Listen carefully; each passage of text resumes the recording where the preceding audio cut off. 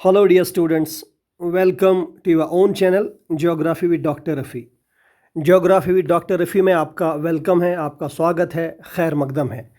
आज हम geography of India का पहला लेक्चर या पहली वीडियो हम जो है देखने जा रहे हैं, तो जिसमें हम फिजियोग्राफी को डिस्कस करेंगे। फिजियोग्राफिक डिवीजन्स ऑफ इंडिया को देखते देखते या देखने के टाइम सबसे पहले हम हिमालयाज़ की बात करेंगे। चूँकि ये काफ़ी लंबा चौड़ा वीडियो है तो इसलिए जो है हमने इसको पार्ट्स में डिवाइड किया है। सबसे पहले हम आज की वीडियो में हिमालयाज़ के बारे में, इस पार्ट फर्स्ट में हिमालयाज़ के कैरेक्टरिस्टिक और हिमालयाज़ के ऑरिजिन के बारे में बात करेंगे। तो चलिए स्टार्ट करते हैं। सबसे पहले फिजियोग्राफी ऑफ इंडिया। फिजियोग्राफी हम किसे कहते हैं? फिजियोग्राफी एक ऐसा ब्रांच है ज्योग्राफी का जिसमें हम ज़मीन के रिलीफ फीचर्स को देखते हैं, उनकी कॉजर रिलेशनशिप्स में कि प्रेजेंट रिलीफ फीचर्स क्या क्या हैं ज़मीन की सरफेस पे और उनका कॉजर रिलेशनशिप क्या है। कॉजर रिलेशनशिप से मतलब अगर कहीं पे कोई रिलीफ फीचर है, कहीं पे कोई अंडुलेशन है, कहीं पे कोई हिल है, कोई प्लेन है, कोई प्लेट्यू है, कोई माउंटेन है या कोई वैली है या कोई और रिलीफ फीचर है, अगर वो वहाँ पर है तो उसका कॉज क्या है वहाँ पे होने का। तो क्या वो आगे भी वहाँ पे हो सकता है, नहीं हो सकता है, तो इसी को हम कहेंगे कॉजल रिलेशनशिप। तो इन नटशेल में फिजियोग्राफी एक ऐसा ब्रांच है ज्योग्राफी का जिससे हम रिलीफ फीचर्स, ज़मीन के क्रस्ट पे जितने भी रिलीफ फीचर्स हैं प्रेजेंट टाइम में वो कैसे हैं, उनके डायमेंशंस क्या है, उनका ऑल्टीट्यूड क्या है, व्हाट्सएवर आर देयर कैरेक्टरिस्टिक्स, लेकिन उनके कॉजल रिलेशनशिप्स के साथ उनको देखते हैं। तो जहाँ तक हमारी कंट्री इंडिया का ताल्लुक़ है, इंडिया जो है सेकेंड मोस्ट पॉपुलस कंट्री है on the surface of the earth, only after China. हमारी पॉपुलेशन, हमारी आबादी की जहाँ तक बात है वो है 1.40 बिलियन पीपल। तो इतनी हमारी पॉपुलेशन है ओनली आफ्टर चाइना, और ये 1.40 बिलियन पॉपुलेशन है, दैट इज़ इक्वल टू 17%, लगभग 17% के इक्वलेंट है ये अगर दुनिया की आबादी की बात की जाए। और जहाँ तक हमारी कंट्री के एरिया का ताल्लुक़ है, हमारी कंट्री दुनिया में पूरी अर्थ सरफेस पे चाहे 195 कंट्रीज़ हैं या चाहे 200 कंट्री हो, जितनी भी कंट्रीज़ हैं उनमें एरिया के हिसाब से हमारा नंबर 7th पे आता है। 7th लार्जेस्ट कंट्री हमारी जो है हमारा इंडिया है, और इसका एरिया है 32,87,263 स्क्वायर किलोमीटर्स। और ये एरिया अगर इसको हम दुनिया के एरिया के साथ कंपेयर करें तो दुनिया के एरिया का 2.4% ये जो है उसके इक्वलेंट है। और हमारे से आगे जो कंट्रीज़ हैं एज़ पर एरिया, नंबर 1 में रशिया आता है, नंबर 2 पे कनाडा आता है, नंबर 3 पे चाइना आता है जो कि पॉपुलेशन में सबसे ज़्यादा है, और नंबर 4 पे यूएसए आता है, यूनाइटेड स्टेट्स ऑफ अमेरिका, जिसकी लगभग 50 स्टेट्स हैं। उसके बाद ब्राज़ील आता है जो साउथ अमेरिका का सबसे बड़ा जो है कंट्री है, और लास्ट में आता है ऑस्ट्रेलिया। उसके बाद फिर नंबर आता है हमारे अपने मुल्क इंडिया का। और इंडिया के अगर लैटीट्यूड और लॉन्गिट्यूड यानी ग्रेटिट्यूड को हम देखें, इसका लैटीट्यूड है 8.8 डिग्री 4 मिनट नॉर्थ, यानी इक्वेटर से ऊपर वाले हिस्से में, नॉर्दर्न पार्ट में, नॉर्दर्न हेमिस्फीयर में 8 डिग्री और 4 मिनट का एंगल सबटेंड करता है। वहाँ पे इसका ये जो है लैटीट्यूड ये है 8 डिग्री 4 मिनट नॉर्थ से 37 डिग्री 6 मिनट नॉर्थ। तो ये इसका नॉर्दर्न या लैटीट्यूडल एक्सटेंशन है नॉर्दर्न हेमिस्फीयर में। और इसका जो लॉन्गिट्यूड है, लॉन्गिट्यूड की बात करें तो वो है 68 degree 7 minute east longitude to 97 degree 25 minute east. यानी हमारा इंडिया जो है अगर लैटीट्यूड को देखा जाए तो ये नॉर्दर्न हेमिस्फीयर में है, और अगर लॉन्गिट्यूड को देखा जाए तो ये ईस्टर्न हेमिस्फीयर में है। अब हमने जो है इसे कुछ डिविजन्स किए हैं हमारी कंट्री के on the basis of stratigraphy. और स्ट्रैटिग्राफी एक ऐसा ब्रांच है स्टडीज़ का, ज्योग्राफी का, जिसमें हम रॉक की सक्सेशन को पढ़ते हैं। एक रॉक के बाद दूसरा रॉक कैसे आया उसको हम पढ़ते हैं और फिर उसको इंटरप्रेट करते हैं in terms of general time scale.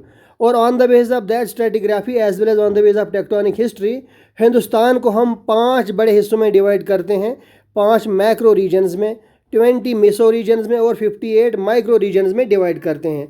और जो 5 हमारे बड़े रीजन हैं उनमें सबसे पहले नॉर्दर्न माउंटेन्स आता है, सेकंड नंबर पे great plains of north India आता है, थर्ड नंबर पे पेनिनसुलर अपलैंड्स आता है, नंबर 4 पे हमारा इंडिया का कोस्ट आता है, और नंबर 5 पे हमारे आइलैंड आर्क्स या आइलैंड्स या आइलैंड ग्रुप कह लीजिए वो आते हैं।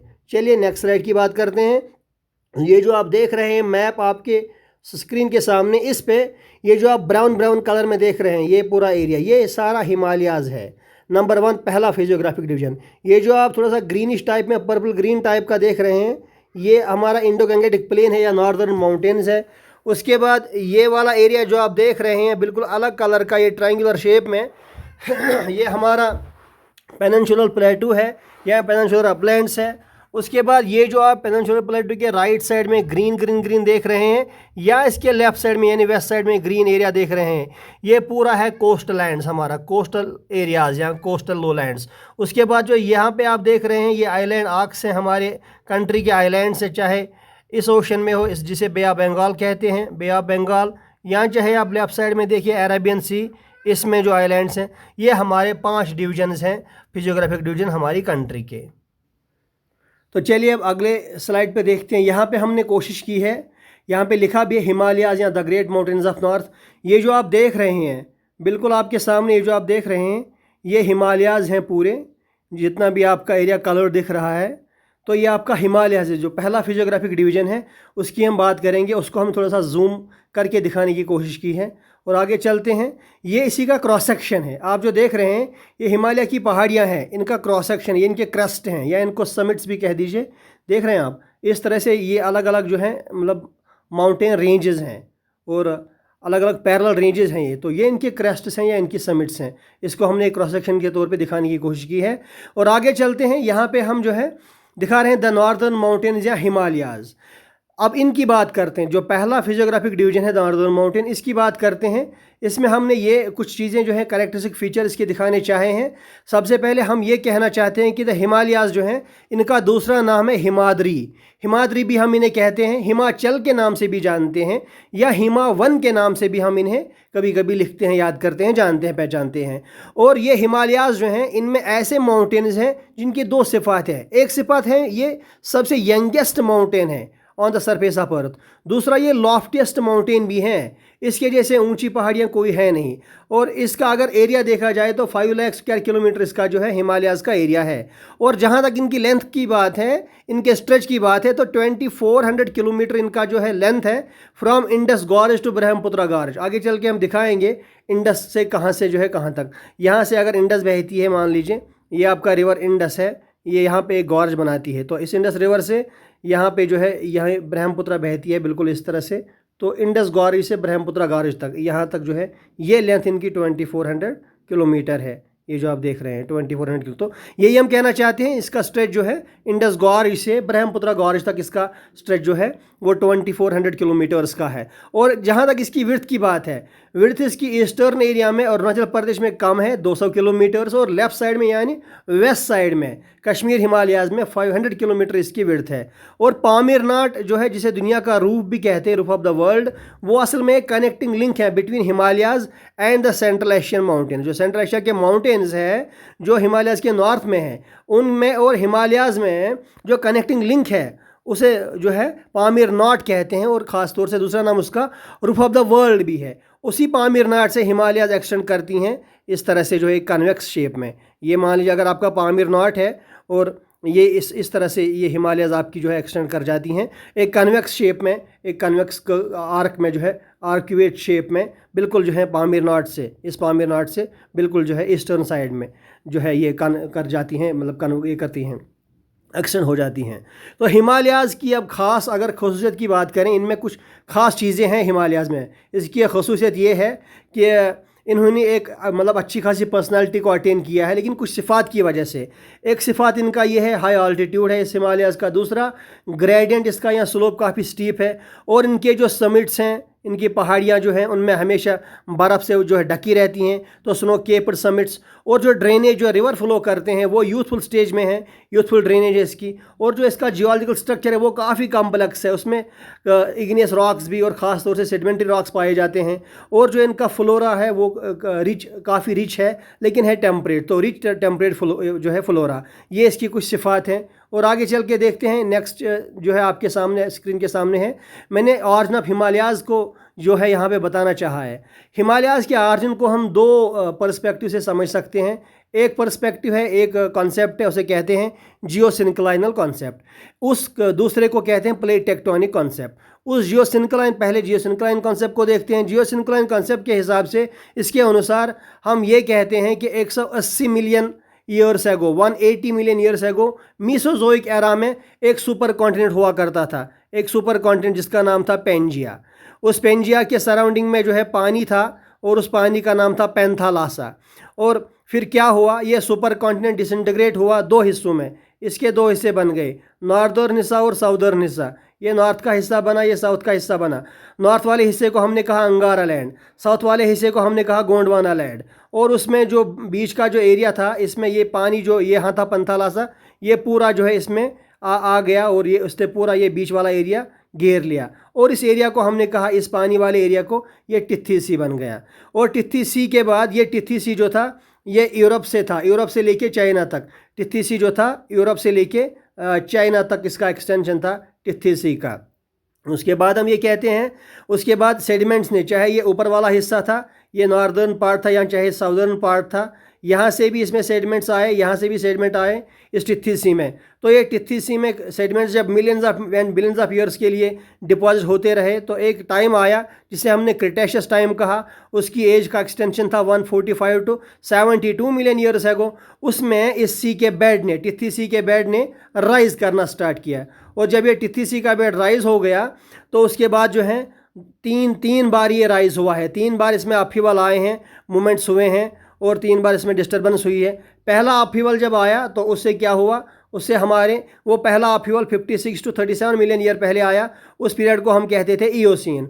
और उस ईओसीन से हमारे ग्रेट हिमालयाज बने, यानी हिमालयाज का सबसे ऊपरी वाला जो है रेंज वो बना, सबसे नॉर्दर्न मोस्ट रेंज। और सेकंड अपहीवल जो हमारा आया, वो आया मायोसीन एरिया में, मायोसीन टाइम पे 20 टू 15 मिलियन ईयर एगो वो अपहीवल आया। उससे हमारा जो है लेसर हिमालयाज बना, ये लेसर हिमालयाज नंबर थर्ड। और नंबर सेकंड और नंबर थर्ड अपहीवल जो आया, नंबर थर्ड अपहीवल आया हमारा प्लायोसीन पीरियड में 5.3 टू 3.6 मिलियन ईयर्स एगो। और उससे हमारे शिवालिक रेंज बन गए। देखिए पहला अपहीवल हमारा ईओसीन में आया, उससे ग्रेटर हिमालयाज बन गए, हिमालय का northern most range. Second upheaval हमारा मायोसीन में आया, उससे लेसर हिमालयाज बने। और थर्ड अपहीवल हमारा प्लायोसीन पीरियड में आया, उससे हमारे शिवालिक्स बन गए। तो आगे देखते हैं, ये जो आप देख रहे हैं ये माउंटेन ये लाइन जो आपके सामने हैं, ये असल में माउंटेन रेंजेस हैं।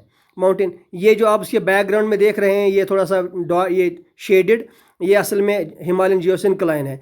तो इसी में जब सेडिमेंट्स डिपॉजिट हुए काफ़ी अरसे तक, उसके बाद तीन रेंजेस बनी।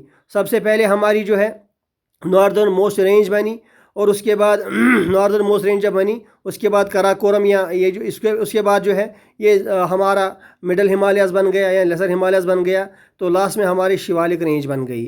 तो ये जो है तीनों हमने फिगर की शक्ल में दिखाने चाहें। आगे चलते हैं, प्लेट टेक्टोनिक्स को देखते हैं। प्लेट टेक्टोनिक कॉन्सेप्ट असल में प्रोफेसर हैरी हेस ने दिया था, और डेट्स ने दिया था, और WJ मॉर्गन और ली पिचॉन ने। ये इनके डेट्स भी लिखे हैं, कब कब दिया था, 1960 से। ये प्रोफेसर हैरी हेस साहब जो थे, ये असल में अमेरिका में एक यूनिवर्सिटी है, प्रिंसटन यूनिवर्सिटी, वहाँ के प्रोफेसर थे। तो इन्होंने जो है ये कॉन्सेप्ट JT विल्सन का है, असल में जॉन टूजो विल्सन का। उन्होंने ही प्लेट का कॉन्सेप्ट दिया है। उन्होंने कहा प्लेट एक हार्ड लिथोस्फेरिक स्लैब है, या हार्ड लिथोस्फेरिक सेगमेंट है, जिसकी डेप्थ होती है कम से, या थिकनेस कम से कम 100 किलोमीटर तक होती है, और जो कि फ्लोट करता है अंडरलाइंग एस्टेनोस्फीयर पे। तो हमने उसकी बुनियाद पे जो है प्लेट टेक्टोनिक्स को थोड़ा समझना चाहा। असल में प्लेट टेक्टोनिक्स है क्या? प्लेट टेक्टोनिक्स एक ऐसी थ्योरी है जिसको हम हिमालयाज़ के ऑरिजिन के लिए यूज़ करते हैं, या ग्लोबल डायनेमिक्स ऑफ प्लेट्स के लिए यूज़ करते हैं। हमारा ये मानना है एज़ पर दिस थ्योरी कि लिथोस्फीयर जो है वो टूटा हुआ है, या वो डिवाइडेड है बहुत सारे एमॉर्फस प्लेट्स में। एमॉर्फस मतलब जिनकी अलग अलग शेप होती है, कोई ख़ास शेप होती नहीं है। जिस तरह से कोई खास शेप का मतलब ट्रायंगुलर, सर्कुलर, रेक्टेंगुलर, उस तरह की कोई शेप है नहीं, एमॉर्फस शेप है, कोई उसको हम खास नाम दे नहीं सकते उस शेप को। तो एमॉर्फस शेप्स में, एमॉर्फस शेप के प्लेट्स में डिवाइड हुआ है लिथोस्फीयर। और हमने इसको जब डिवाइड, ये जो मतलब डिवाइड हुआ है, और ये उसके बाद ये प्लेट्स आपस में मूव कर जाती हैं, एक दूसरे के कंपैरिजन में या रिलेशनशिप में मूव कर जाती हैं। और मूव क्यों करती हैं? मूव इसलिए करती हैं क्योंकि ज़मीन के नीचे, क्रस्ट के नीचे एक और लेयर है ज़मीन का, उसे हम मेंटल कहते हैं। मेंटल का असल में, अगर ये मान लिया क्रस्ट है, तो इसके नीचे जो है ये क्रस्ट है, इसके नीचे मेंटल है। और मेंटल का जो अपर मोस्ट पोर्शन है, उसी को हम जो है अपर मेंटल कहते हैं। उसी में मोल्टन मैटर होता है, लावा होता है या मैग्मा होता है, जहाँ से कन्वेक्शन करंट्स जनरेट होती हैं, तो उसी कन्वेक्शन करंट के जनरेट होते हुए जो है हम कहते हैं प्लेट्स मूव करती हैं। उसके अलावा रेडियो एक्टिव एलिमेंट्स का डिसइंटीग्रेशन भी इसके लिए रिस्पॉन्सिबल है। तो हमारा ये कहना है ज़मीन जो है वो असल में इसका क्रस्ट जो है, as per this theory, plate tectonic theory के कॉन्सेप्ट के हिसाब से हमारा ये मानना है ज़मीन बहुत सारे प्लेट्स में डिवाइड हुई है, जिनमें 7 मेजर प्लेट्स हैं, 9 माइनर प्लेट्स हैं और 6 सब प्लेट्स हैं। तो प्लेट मार्जिन्स या प्लेट बाउंड्रीज़ को अगर देखा जाए, ये क्या है असल में, जब मान लीजिए ये एक प्लेट है और ये दूसरी प्लेट है, ये प्लेट जब इसकी प्लेट की ओर मूव कर देती है, ये प्लेट इसकी ओर मूव कर जाती हैं, तो इनकी जो बाउंड्रीज होती हैं जहाँ पे इंटरेक्शन होता है, यही वो साइट्स होती हैं जहाँ पे सबसे ज़्यादा जियोलॉजिकल एक्टिविटी एक्टिव होती है। और जैसे जियोलॉजिकल एक्टिविटी से मुराद सी फ्लोर स्प्रेडिंग भी यहीं होती है, प्लेट मार्जिन्स पे ही, वॉल्केनिक इरप्शन भी यहीं पे होता है, अर्थक्वेक भी यहीं पे आते हैं, माउंटेन बिल्डिंग भी यहीं पे होती है, या कॉन्टिनेंट का ड्रिफ्टिंग भी, उनके प्लेट्स का ड्रिफ्टिंग भी इसी पे होता है, इन्हीं प्लेट मार्जिन्स पे।